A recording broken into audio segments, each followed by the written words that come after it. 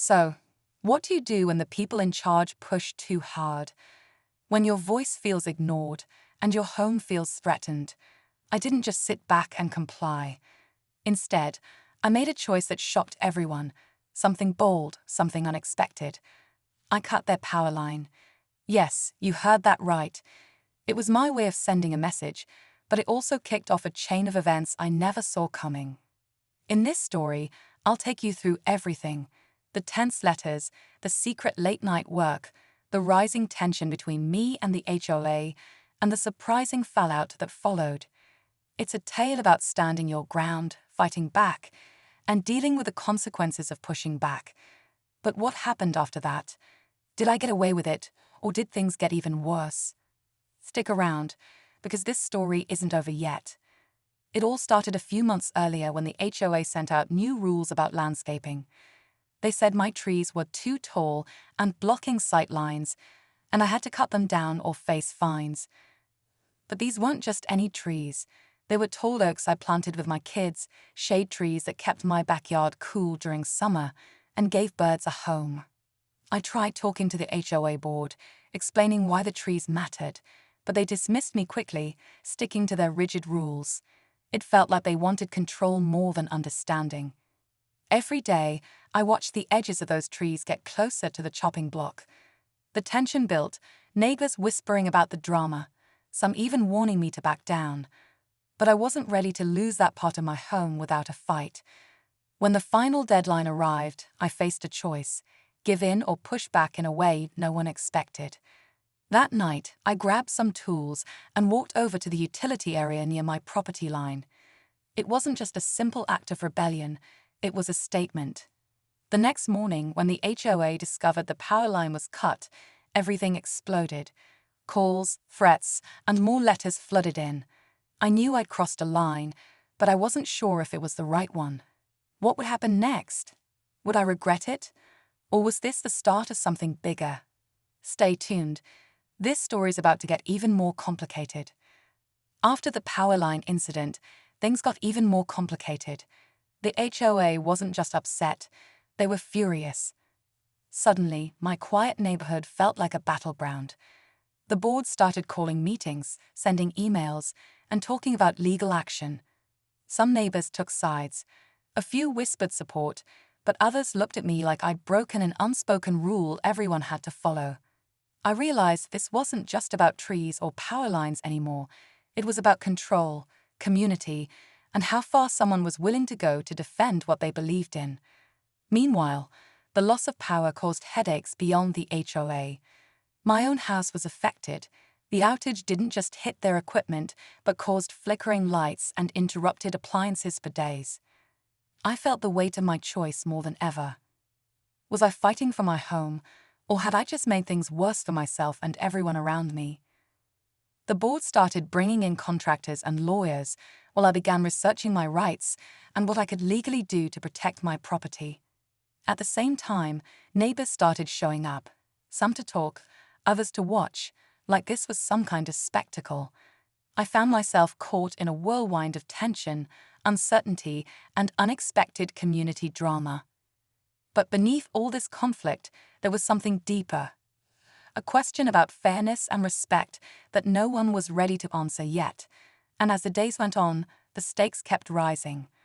What would be the next move in this unfolding battle? As the days passed, the tension in the neighborhood became almost unbearable. The HOA meetings grew more heated, with the board members accusing me of sabotage and recklessness.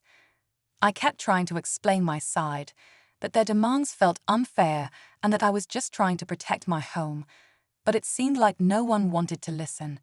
They talked about fines, lawsuits, even police involvement. I could feel the walls closing in. Meanwhile, my neighbors were split. Some quietly supported me, sharing stories of their own frustrations with the HOA's strict rules. Others avoided me completely, uncomfortable with the drama or worried about being dragged into the conflict.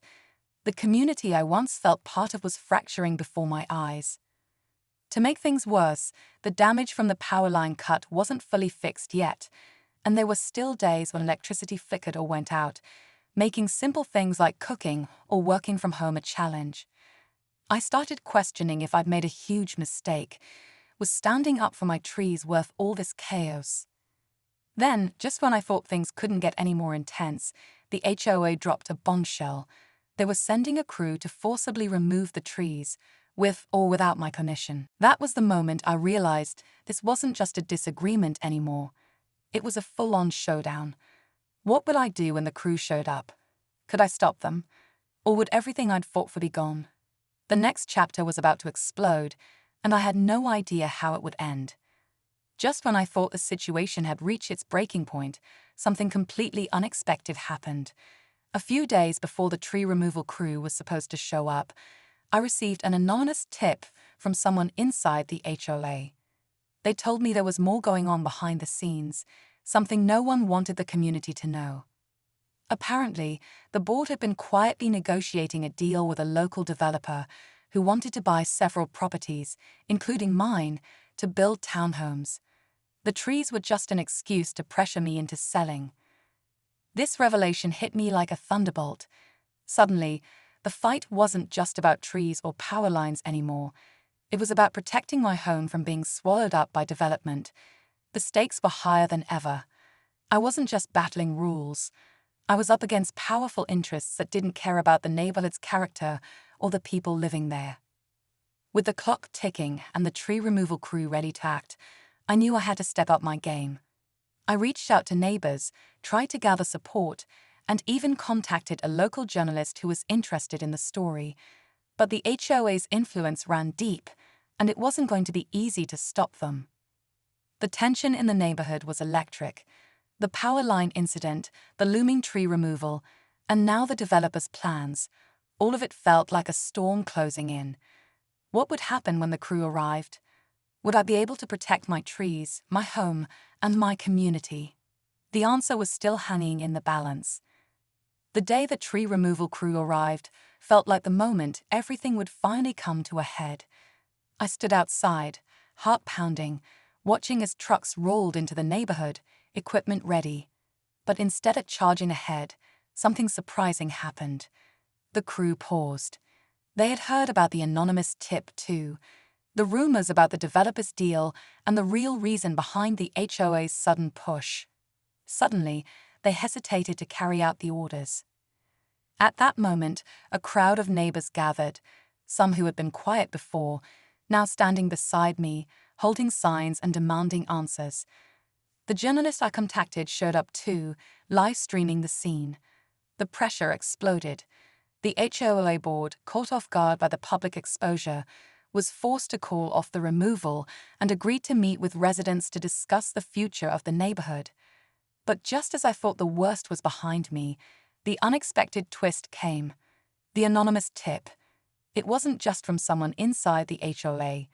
It turned out the developer had planted the rumor himself, hoping to stir up chaos and scare homeowners into selling quickly. The community was being played from both sides. In the end, the trees stayed standing, but the fight had only just begun. The neighborhood was more divided than ever, and the battle for our homes and voices was far from over. What happens next? Well, that's a story for another day. After everything settled, I realized this experience was about much more than just trees or power lines. It was about standing up for what matters, even when the odds feel stacked against you. The HOA tried to control the neighborhood, the developer tried to push us out, but the community showed its true strength when we came together. The power of speaking up, sharing the truth, and refusing to back down was clear. The trees still stand tall today, a symbol of resilience and hope for everyone who lives here. The HOA had to rethink their approach, and neighbors started having real conversations about fairness and respect.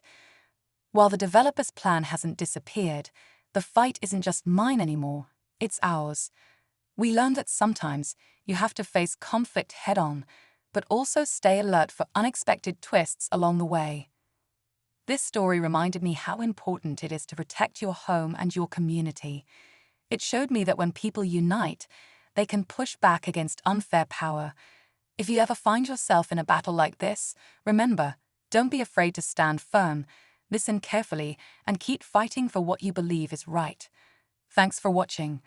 And if you've ever dealt with something like this, I'd love to hear your story too.